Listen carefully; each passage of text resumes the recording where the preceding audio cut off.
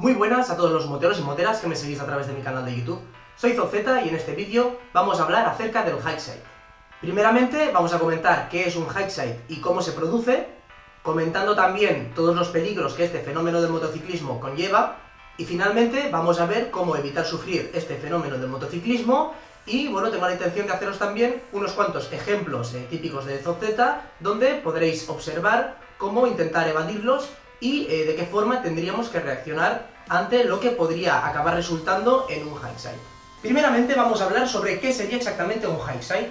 Pues bien, un hikeside, como he puesto aquí, sería una salida por arriba, o bueno, también hay mucha gente que lo llama salir por orejas. He querido realizar este vídeo porque, bueno, un hikeside es una de las peores caídas que puede sufrir un motero, y bueno, ahora vamos a hablar sobre qué sería lo peor de sufrir un hikeside o algunas de las probables consecuencias que podría acarrear sufrir este fenómeno del motociclismo, como podemos ver aquí. Como primera consecuencia de sufrir un hikeside estaría que, como he puesto aquí, al salir disparados hacia arriba, luego nos espera la caída, con lo que es mucho más probable que nos partamos algún hueso o suframos más daños que si en cambio sufriéramos una caída por abajo o un lowside. Otra consecuencia muy negativa que tiene este tipo de caídas es que puede que la moto nos siga golpeándonos una vez ya hemos caído, por lo que aumentarían nuestros daños. Como tercer punto, muy negativo también para este tipo de caídas, sería que la moto suele voltear, produciéndose mucho más daños que, por ejemplo, en una caída por abajo, también llamada lowside. Una vez nombradas varias de las consecuencias negativas más importantes que puede producirnos un hikeside, vamos a pasar a analizar cómo se produce y el porqué. Primeramente vamos a comentar cómo se produce un hikeside gracias a estos tres dibujitos que os he hecho aquí para que podáis verlo un poco así por encima. Una vez estamos entrando o saliendo de curva, según analizaremos posteriormente, la rueda trasera empezaría a deslizar.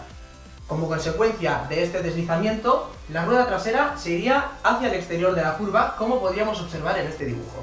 Una vez la rueda trasera ya se hubiera deslizado y se nos hubiera ido hacia el exterior, lo que pasa y que produce un hikeside es que la rueda trasera agarra de repente y nos catapulta hacia arriba y a la parte exterior de la curva. Como bien podéis ver más o menos en este dibujo. Una vez vistos cómo se produce un hikeside, vamos a ver por qué se produce. A causa de una falta de suavidad, provocaríamos primeramente el deslizamiento de la rueda trasera. La inercia que sigue la moto y las fuerzas que le afectan provocaría que la rueda trasera se nos fuera de lado. Una vez la rueda trasera se nos estuviese yendo de lado, el miedo y la falta de suavidad provocarían que nos saltara una reacción de supervivencia que haría probablemente que dejáramos de hacer lo que estemos haciendo en ese momento, ya sea frenar o dar gas, y esto provocaría un agarre repentino de la rueda trasera, aun estando la moto cruzada, por lo que saldríamos por orejas. Y bueno, algunos de vosotros os preguntaréis, ¿por qué se provoca este deslizamiento que viene a desencadenar toda esta serie de factores que acaban en un hikeside?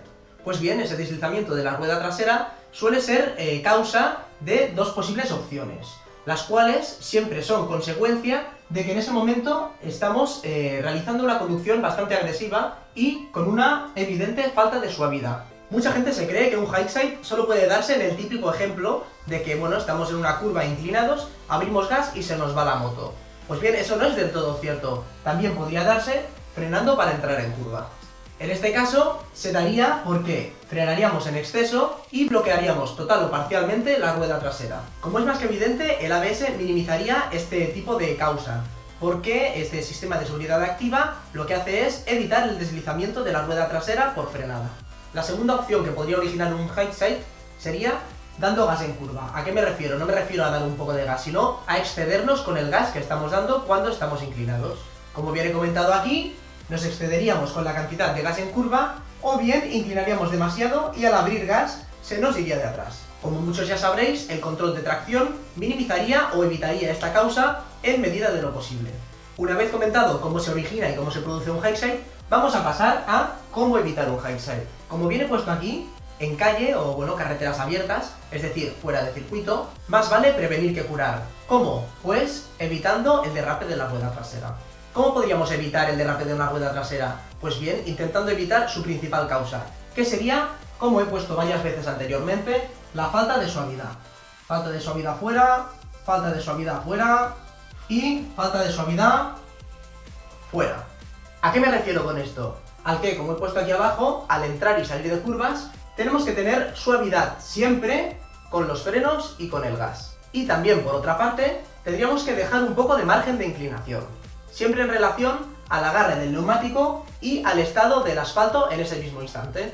Simplemente siguiendo estos 4 consejos que os he puesto aquí, tendríamos que erradicar lo que podría ser una causa de derrape de la rueda trasera, la cual podría desencadenar en un high side. Bueno, ahora dejando de lado lo que sería en calle, vamos a hablar también de lo que sería el circuito, ¿no? Donde esta suavidad que he comentado nos la solemos comer un poquito con patatas, ¿vale? Porque normalmente conducimos más agresivamente y, bueno, vamos un poquito más al límite, donde sí que es bastante probable que si nos excedemos nos acabe patinando la rueda trasera. Pues bien, ¿qué tendríamos que hacer una vez la rueda trasera desliza? Por un lado, tenéis que saber que la motocicleta realmente compensa ese deslizamiento. ¿Cómo? Pues como os he comentado aquí un poco más abajo en negro, la rueda delantera gira hacia donde se va la rueda trasera. Por ejemplo, si entramos en una curva de izquierdas y nos derrapara la rueda trasera para la derecha, la rueda delantera se inclinaría, o sea, se giraría para la derecha siguiendo la dirección que lleva la moto. Por lo que nosotros no tenemos que ejercer ningún tipo de presión sobre esta rueda para intentar dominarla. Si intentáramos forzar un poco la rueda delantera hacia el exterior, lo que produciríamos sería un efecto de contramanillar que nos inclinaría más la moto hacia el interior de la curva y haría que la rueda trasera derrapara más. En todo caso, si apretáramos un poquito para el interior, lo que haríamos en ese caso sería levantar un poco la motocicleta y quizá ayudar a enderezar un poquito la moto, lo que tenéis que tener en cuenta que nos comeríamos margen de carretera, porque en este caso abriríamos bastante la trazada. Lo más sensato sería dejar que la motocicleta actúe como tenga que actuar. Dejando de lado lo que sería el manillar, vamos a ver qué tenemos que hacer. En este caso, lo que tendríamos que hacer, como viene puesto aquí, sería aguantar lo que ocasionó el derrape hasta que la rueda trasera vuelva a alinearse con la rueda delantera. Aquí estamos hablando, otra vez, como bien comento aquí, de suavidad. ¿A qué me refiero como suavidad? Pues que si el derrape se ha producido por una frenada, tendríamos que aguantar esa frenada del freno trasero hasta alinear la rueda. Si en este caso se hubiera producido por dar gas en exceso, tendríamos que aguantar ese gas hasta que la rueda trasera estuviese alineada o hasta que nos hubiéramos levantado lo suficiente como para intentar alinearla y luego empezar a soltar el gas siempre progresivamente. Al igual que cuando soltáramos el freno trasero, también tendría que ser siempre progresivamente y con suavidad. Como es más que evidente, nunca soltaremos el gas ni soltaremos el freno cuando la motocicleta está cruzada. ¿Por qué? Porque nos ocasionaría el tan temido high side. Como bien comento aquí abajo, no tendríamos que tensarnos, ¿vale? No tenemos que ir tensos. ¿Por qué? Aunque nosotros tengamos la intención de aguantar ese derrape hasta que las ruedas vuelvan a alinearse, es probable que, como por ejemplo lo que me ocurrió a mí en este último susto que tuve, las ruedas agarren antes de llegar a alinearse del todo, por lo que nos tirará un poquito para arriba, ¿vale? Y si nos cogemos muy fuerte y aguantamos mucho la moto así en plan tensos, le transmitiremos demasiada vibración al semimanillar o al manillar y produciremos que la moto se mueva mucho más de lo que se movería si vamos un poco sueltos, ¿de acuerdo? Nos tenemos que coger al manillar para no salir disparados hacia arriba, pero no estar tensos, ¿vale? No estar agarrotados. Finalmente os voy a explicar un poquito así por encima, con una motito así pequeña que tengo, cómo se producirían estos tipos de derrape que podrían desencadenar en high side. Y nada, espero que os guste, espero que podáis observar un poco cómo se produciría y espero sobre todo que este vídeo os sirva para evitar sufrir este fenómeno del motociclismo.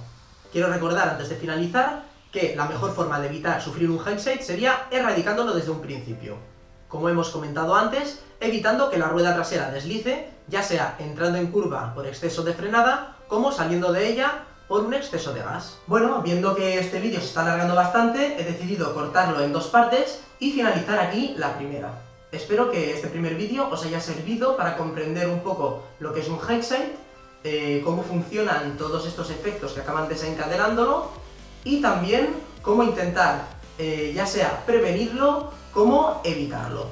Para la segunda parte solamente quedará una muestra mucho más gráfica que voy a hacer gracias a esta maquetita de la Kawasaki Z800, con la que creo yo que os lo podré explicar aún mejor y donde lo podréis llegar a entender y comprender aún mejor, ya que será mucho más visual el ejemplo.